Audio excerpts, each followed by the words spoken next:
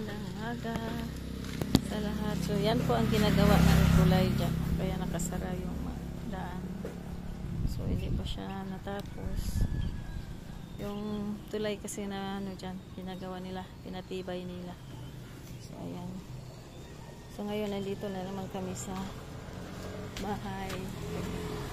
Kita ko naman ang bahay na ano, maraming halaman. So ayan, dito na naman ako. So ayan po yan, ginagawa ang mga tulay dyan. Kaya ang layo pa nang iikutin namin doon, malayo pa talaga. So ginagawa kasi. So ayan, dito kami sa gandang bahay. So nakita ko na naman.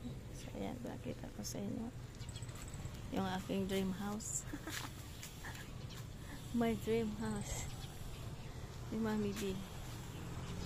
So ayan, nasa paligid. Ayan, shout out sa lahat. Maraming salamat sa inyong pagpanood.